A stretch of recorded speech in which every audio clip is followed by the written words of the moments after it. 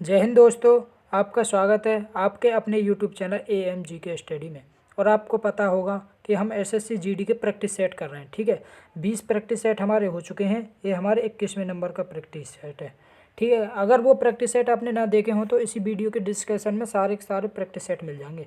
ठीक है, सभी प्रैक्टिस सेटों को देख लेंगे। ठीक है, टारगेट है हमारा SSC GD में GK के कितने क्वेश्चन आ गए? 20 क्वेश्चन आ गए और 20 में से कम 17-18 तो हमें करने ही हैं। ठीक है, देखो आज को फर्स्ट क्वेश्चन ये कह रहा हूँ, संविधान सभा की प्रथम बैठक कब आयोजित की गई? संविधान सभा की प्रथम बैठक कब आयोजित की गई? 9 दिसंबर 1946 को। ऑप्शन नंबर ए राइट आंसर है। ठीक है, और ये बैठक कहाँ पे हुई? नई दिल्ली में हुई, नई दिल्ली में हुई। ठीक है, अगर ये बैठक 9 दिसंबर 1946 को हुई तब इसके अस्थायी अध्यक्ष बनाए गए। भाई स्थायी ना बनाए गए, अस्थायी बनाए गए। अस्थायी अध्यक्ष कौन है? डॉक्टर डॉक्टर सच्चिदानंद सिन्हा। किसे बनाया गया? डॉक्टर सच्चिदानंद सिन्हा को अस्थायी अध्यक्ष बनाया गया। ठीक है, और दूसरी बैठक कब हुई? 11 दिसंबर 1946। 11 दिसंबर 1946 को डॉक्टर राजेंद्र प्रसाद स्थायी अध्यक्ष बना दिया गया। ठीक है, और तीसरी बैठक हुई 13 दिसंबर 1946 को। 13 दिसंबर 1946 को पंडित जवाहरलाल नेहरू ने संविधान सभा में उद्देश्य प्रस्ताव पेश किया। उद्देश्य प्रस्ताव पेश किया कौन ने? पंडित जवाहरलाल नेहरू ने, 13 दिसंबर 1946 को। और उद्देश्य प्रस्ताव पास कब है? 22 जनवरी 1947। 22 जनवरी 1947 को उद्देश्य प्रस्ताव पास है।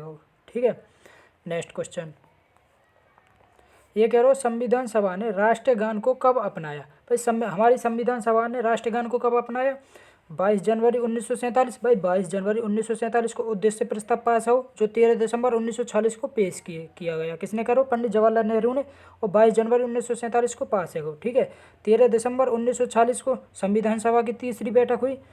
24 जनवरी 1950। 24 जनवरी 1950 को राष्ट्रगान और राष्ट्रगीत दोनों अपनाए गए। संविधान सभा ने राष्ट्रगान और राष्ट्रगीत दोनों अपना ले। कब? 24 जनवरी 1950 को। ठीक है, और 15 अगस्त 1947 को भारत का विभाजन है। वो पाकिस्तान से अलग है। वो मतलब पाकिस्तान से और भारत को विभाजन है। वो पाकिस्तान अलग है। वो हिंदुस्तान से। ठीक है, 15 अगस्त 1947 को। और 22 जनवरी 1947 को राष्ट्रगान और राष्ट्रगीत अपनाए गए। ठीक है, अगर पूछ ले कि राष्ट्रगान पहली बार कब गाया गया, तो राष्ट्रगान पहली बार कब गाया गया? 27 दिसंबर 1911 को। 27 दिसंबर 1911 को कोलकाता अधिवेशन में गाया गया है। ठीक है, भारतीय राष्ट्रीय कांग्रेस के अधिवेशन, कोलकाता अधिवेशन में कब गाया? 27 दिसंबर 1911 में पहली बार। ठीक है, नेक्स्ट क्वेश्चन ये कह रहा हूँ, राज्य के नीति निर्देशक तत्व किस देश के संविधान से लिए गए हैं? राज्य के नीति निर्देशक तत्व किस देश के संविधान से लिए गए? आयरलैंड के संविधान से। ऑप्शन नंबर ए राइट आंसर है जाओ। ठीक है, आयरलैंड के संविधान से। आयरलैंड के संविधान से और क्या क्या लिया गया? राज्यसभा के सदनों का नामांकन। राज्यसभा के सदनों का नामांकन भी आयरलैंड के संविधान से। ठीक है, राष्ट्रपति की निर्वाचन प्रक्रिया भी अगर पूछ ले, राष्ट्रपति के निर्वाचन की प्रक्रिया, राष्ट्रपति के निर्वाचन की प्रक्रिया भी आयरलैंड से ली गई है। ठीक है, ऑस्ट्रेलिया से क्या क्या लिया गया? ऑस्ट्रेलिया से समवर्ती सूची। ठीक है, समवर्ती सूची कहाँ से ली गई है? ऑस्ट्रेलिया के संविधान से। ठीक है, संसद के दोनों सदनों की संयुक्त बैठक भी कहाँ से ली गई है? ऑस्ट्रेलिया के संविधान से। प्रस्तावना की भाषा भी कहाँ से ली गई है? ऑस्ट्रेलिया के संविधान से। ठीक है, और जर्मनी के संविधान से। आपातकाल के दौरान मौलिक अधिकारों का निलंबन। आपातकाल के दौरान मौलिक अधिकारों का निलंबन कहाँ से लिया गया? जर्मनी के संविधान से। और जापान से ली गई विधि द्वारा स्थापित प्रक्रिया। विधि द्वारा स्थापित प्रक्रिया किस देश के संविधान से? जापान के संविधान से। ठीक है, नेक्स्ट क्वेश्चन ये करो, शांतिवन किस व्यक्ति का समाधि स्थल है? देखो हम ट्रिक याद करेंगे, जितने भी ये समाधि स्थल है ना सभी ट्रिक याद करेंगे। देखो शांतिवन, शांति, भाई शांत आदमी ज़्यादातर कौन रहे? पंडित लोग ही तो ज़्यादातर शांत रहे। तो पंडित जवाहरलाल नेहरू। शांतिवन किसके? पंडित जवाहरलाल नेहरू। और कहाँ पे? दिल्ली में स्थित है। शांतिवन कहाँ पे? दिल्ली में स्थित है। ठीक है, रानी लक्ष्मीबाई के समाधि स्थल को क्या नाम है? भाई रानी है तो वो कहाँ पे जावेगी? बागन में जावेगी। बागन में क्या? फूल। बागन में फूल है तो फूल फूलबाग किसका समाधि स्थल है? रानी लक्ष्मीबाई को। और यह कहाँ पे? मध्य प्रदेश के ग्वालियर में। ठीक है। और डॉक्टर राजेंद्र प्रसाद के समाधि स्थल, अब देखो, अब कुछ भी बीमारी है जावे तो ये ना बोले हम प्राण लेकर गए, तो अब प्राण लेकर गए तो प्राण निकले, तो प्राण की रक्षा कौन करे भाई? डॉक्टर के पास जावे हम, डॉक्टर के। ठीक है। तो महाप्राण घाट, तो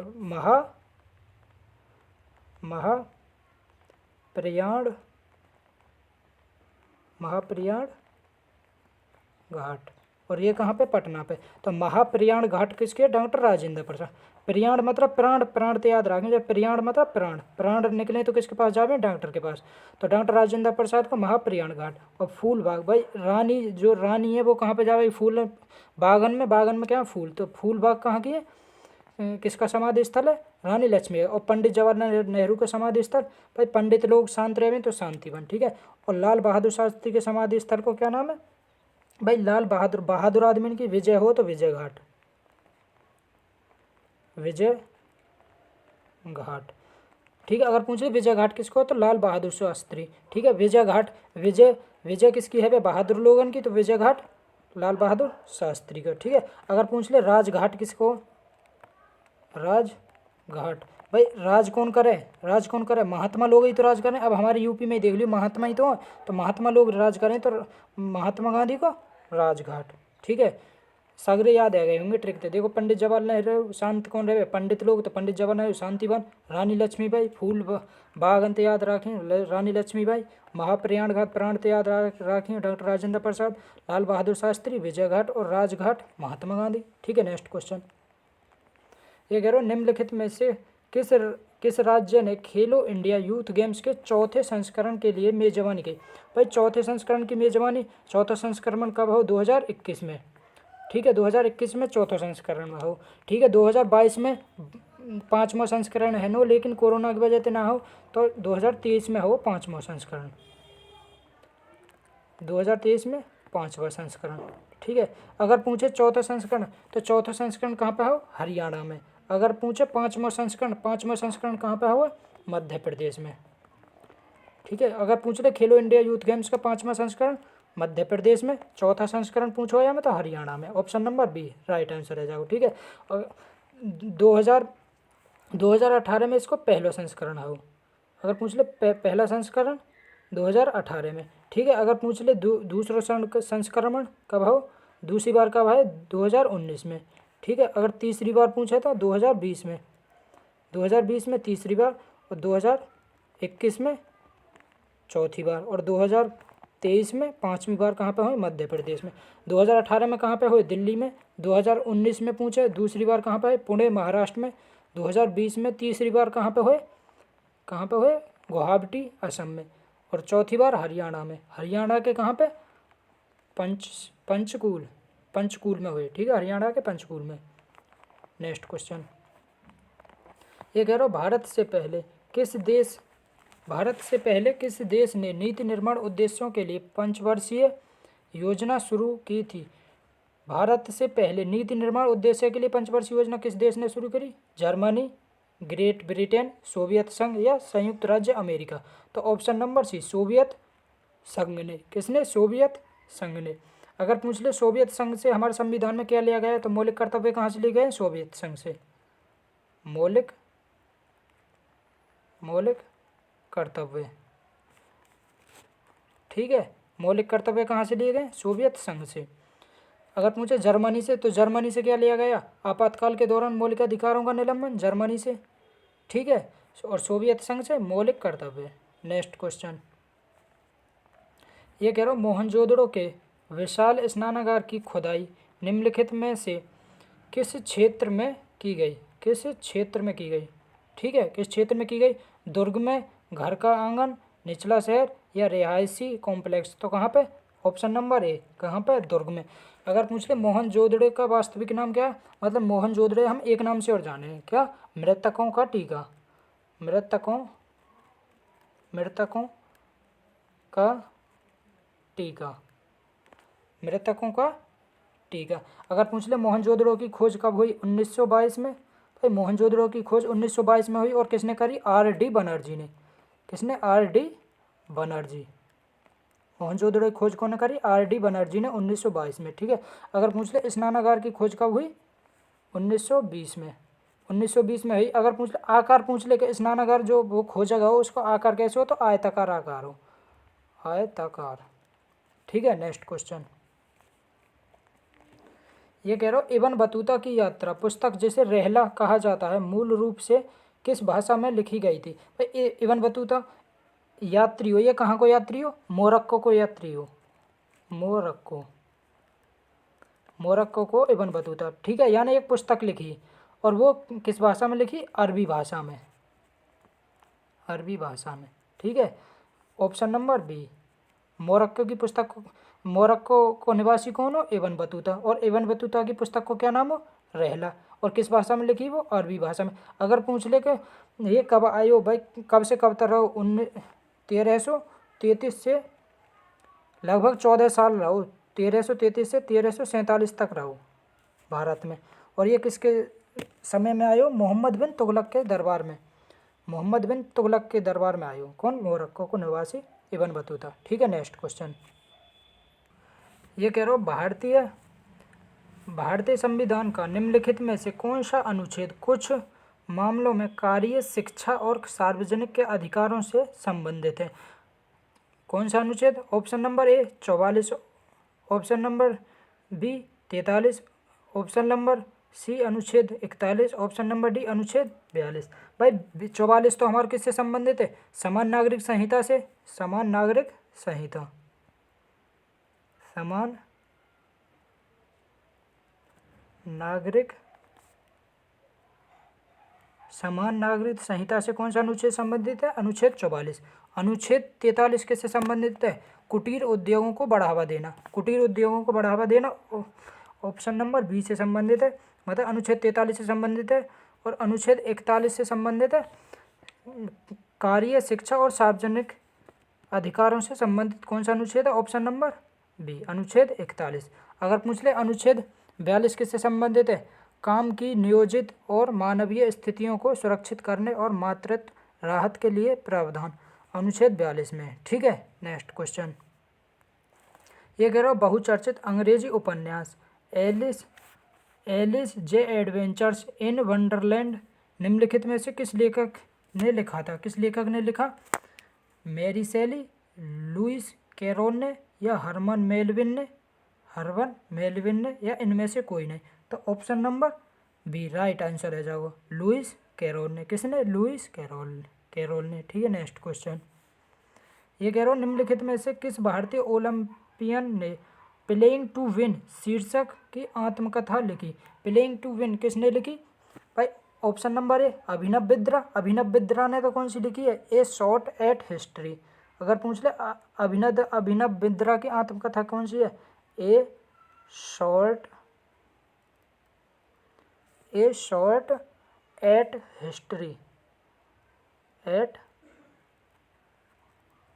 ए शॉर्ट एट हिस्ट्री किसकी है? अभिनव बिंद्रा की। ठीक है, और अभी अगर पूछ ले अभिनव बिंद्रा किस राज्य से संबंधित है? उत्तराखंड से।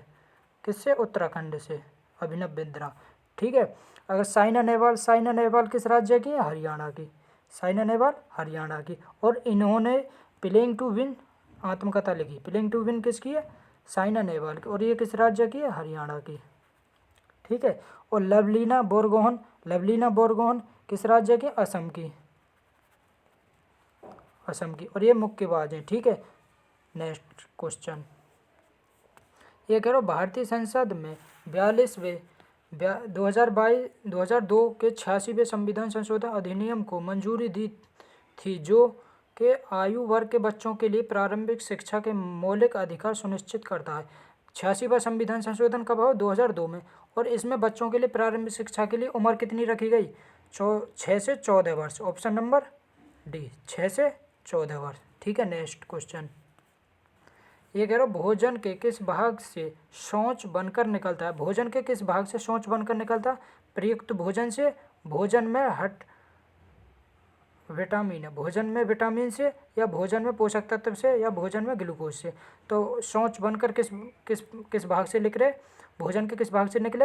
अप्रयुक्त भोजन से। ऑप्शन नंबर ए राइट आंसर है जाओ। ठीक है, नेक्स्ट क्वेश्चन ये कह रहा हूँ निम्नलिखित में से कौन उत्तर प्रदेश की निर्वाह फसल का उदाहरण है। उत्तर प्रदेश की निर्वाह फसल कौन सी, कपास, जूट, गन्ना या गेहूँ। तो उत्तर प्रदेश की निर्वाह फसल कौन सी है, गेहूँ। Option number D right answer है जाओ। ठीक है, अगर पूछ ले कपास सबसे ज़्यादा किस राज्य में है भाई, गुजरात में। गुजरात में कपास सबसे ज़्यादा किस राज्य में है, गुजरात में। और जूट सबसे ज़्यादा कहाँ पे है भाई, पश्चिम बंगाल में। कहाँ पे, पश्चिम बंगाल में,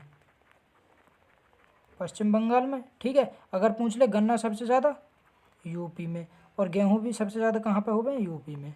ठीक है, नेक्स्ट क्वेश्चन ये करो, उस्ताद अल्लाह रखा, साबिर खान, पंडित किशन महाराज और पंडित ज्ञान प्रकाश घोष, पंडित ज्ञान प्रसाद प्रकाश घोष का किस वाद्य यंत्र से संबंधित है। ये शहनाई वादक है, वायलिन है या तबला वादक या इनमें से कोई नहीं। तो ये तबला वादक है। ठीक है, उस्ताद अल्लाह रखा, साबिर खान, पंडित किशन महाराज और पंडित ज्ञान प्रकाश घोष ये तबला वादक हैं सभी के सभी। ठीक है, option number C right answer है जाओ। शहनाई वादक एक हमेशा याद रखनी, शहनाई वादक उस्ताद बिस्मिल्लाह खां, उस्ताद बिस्मिल्लाह खां शहनाई वादक। ठीक है, और वायलिन वादक है सुब्रमण्यम, वायलिन वादक कौन है, सुब्रमण्यम, प्रसिद्ध सुब्रमण्यम। ठीक है, नेक्स्ट क्वेश्चन 11 निम्नलिखित में से कौन से शब्द 42वें संविधान संशोधन अधिनियम द्वारा प्रस्तावना में जोड़े गए थे। 42वां संविधान संशोधन कब हो, 1976 में। 42वां संविधान संशोधन 1976 में हो, और इसके द्वारा प्रस्तावना में 3 शब्द जोड़े गए। कौन कौन से, समाजवादी, धर्मनिरपेक्ष और अखंडता, ये 3 शब्द जोड़े गए। तो option number B right answer है जाओ। ठीक है, नेक्स्ट क्वेश्चन ये कह रहा हूँ निम्नलिखित में से कौन सी एक उत्कृष्ट गैस नहीं है। टोटल उत्कृष्ट गैस कितनी है, 6 उत्कृष्ट गैस हैं। कितनी, 6 उत्कृष्ट गैस हैं। ठीक है ना, और इन्हें हम अक्रिय गैस भी बोलें। उत्कृष्ट गैस लिखी आ जा पेपर में या अक्रिय गैस लिखी आ जा। और ये 6 कौन कौन सी है, एक तो नियोन है, नियोन, आर्गन, नियोन आर्गन। ठीक है, नियोन आर्गन, हीलियम भी है, नियोन आर्गन हीलियम, क्रिप्टॉन भी है, क्रिप्टॉन। ठीक है, जेनॉन, जेनॉन और रेडॉन, ये 4 उत्कृष्ट गैस हैं। आर्गन है, नियोन है, हीलियम है, लेकिन नाइट्रोजन ना है, नाइट्रोजन उत्कृष्ट गैस ना है। ठीक है, नेक्स्ट क्वेश्चन ये करो, वर्तमान कीमतों पर राष्ट्रीय आय की गणना के आधार पर की जाती है। राष्ट्रीय आय की गणना किसके आधार पर की जाती है, प्रचलित कीमतों पर या तुलनात्मक कीमतों पर या स्थिर कीमतों या भविष्य की कीमत पर। तो राष्ट्रीय आय की गणना करी जावे प्रचलित कीमतों पर। ऑप्शन नंबर ए राइट आंसर है जाओ। ठीक है, नेक्स्ट क्वेश्चन ये करो, नेक्स्ट क्वेश्चन ये करो, राज्य विधानमंडल के प्रत्येक सदन को समय समय पर बैठक के लिए कौन बुलाता है। भाई राष्ट्रीय विधानमंडल को प्रत्येक समय समय पर बैठक के लिए कौन बुलावे, राज्यपाल। कौन बुलावे, राज्यपाल, राज्यपाल। और किस अनुच्छेद के तहत बुलावे, अनुच्छेद 174, अनुच्छेद 174 के द्वारा। ठीक है, समय समय पर बुला सके कौन, राज्य विधानमंडल के प्रत्येक सदन को। Option number C right answer है जाओ, राज्यपाल। ठीक है, नेक्स्ट क्वेश्चन ये कह रहा हूँ मानव फेफड़ों द्वारा छोड़ी गई कार्बन डाइऑक्साइड का प्रतिशत कितना है। मानव देखो ऑक्सीजन का प्रतिशत कितना, ऑप्शन नंबर ए 4.4%। ठीक है, वायुमंडल में, हमारे वायुमंडल में ऑक्सीजन कितनी हुआ है, वायुमंडल में ऑक्सीजन हुआ है हमारी 20%। ठीक है, 20% ऑक्सीजन, क्योंकि 70% तो नाइट्रोजन हो, 70% नाइट्रोजन हो, 20% ऑक्सीजन। इसमें से 20% ऑक्सीजन में से 15.6% हमारे फेफड़े यूज कर लें। भाई 20% ऑक्सीजन हो अंदर हम खींचेंगे तो टोटल 20% ही जावे हमारे। ठीक है, उसमें से 15.6% हमारे फेफड़े यूज कर लें और 4.4% बाहर निकाल दें। ठीक है, तो बाहर कितना निकालें, 4.4%। ऑप्शन नंबर ए। ठीक है दोस्तों, अगर वीडियो अच्छी लगी हो तो वीडियो को लाइक करें, शेयर करें और कमेंट करें। ठीक है, बेस्ट ऑफ लक।